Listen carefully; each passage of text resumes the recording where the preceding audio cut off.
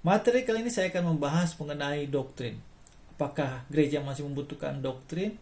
Atau jangan-jangan doktrin itu hanya untuk kalangan tertentu saja, seperti kaum akademisi atau para teolog? Jadi begini, sebenarnya dampak dari penerjemahan itu munculnya berbagai istilah-istilah yang kemudian diakomodir, diadopsi di dalam teologi Kristen. Termasuk kata doktrin itu sendiri yang berasal dari bahasa Latin. Tapi sebenarnya juga doktrin itu digunakan saat ini bukan hanya di dalam teologi kekristenan. Kita bisa lihat itu di dalam bidang militer, politik, ketatanegaraan, ya, kedokteran dan banyak bidang lainnya.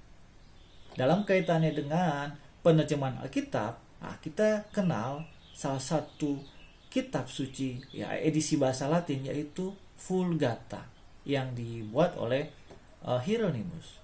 Nah, di dalam edisi yang lebih modern ada yang namanya Biblia Utriusque Testamenta Iuxta Vulgatam Translationem, yang merupakan karangan atau hasil karya dari Desiderius Erasmus di tahun 1538. Oleh karena masifnya terjemahan-terjemahan bahasa Latin, ini kemudian juga mempengaruhi istilah-istilahnya di dalam keilmuan teologi.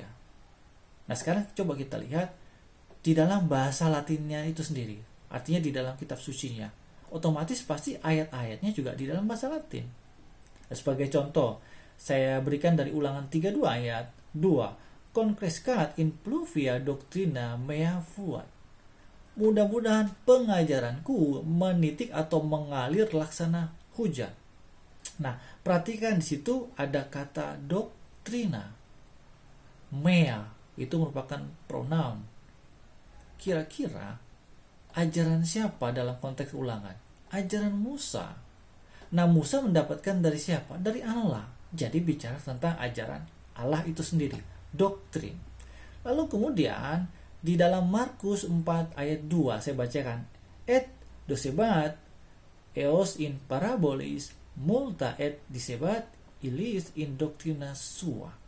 Dan dia mengajari mereka banyak hal melalui perumpamaan dan berbicara pada mereka di dalam pengajarannya. Pengajaran siapa?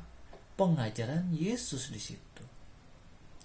Dalam bahasa Ibrani, padanan doktrina adalah leka. Sementara di dalam bahasa Yunani itu adalah didake. Jadi begini, baik leka, lalu didake, dan juga doktrina itu sebenarnya satu etimologi, yaitu apa? Pengajaran. Jadi singkatnya, doktrin sama dengan pengajaran. Saya buka lagi di dalam Yohanes 7 ayat 16 di dalam bahasa Latinnya. Respondit eis Jesus et dixit mea doctrina non est mea sed eiusque misit me. Jawab Yesus pada mereka, ajaranku tidak berasal dari diriku sendiri, tetapi dari Dia yang telah mengutus aku. Mea doctrina, ajaranku. Nah, ini dari kata Yesus sendiri yang dikutip oleh Yohanes. Ajaran Yesus. Jadi sebenarnya kita tidak perlu alergi dengan terminologi dari doktrin itu sendiri. Dalam konteks Alkitab, doktrin itu mengacu pada ajaran. Ajaran siapa? Ajaran Allah itu sendiri. Jadi, mari kita belajar untuk lebih baik lagi di dalam memahami istilah-istilah yang selama ini mungkin sudah mempengaruhi kehidupan kita. Terima kasih.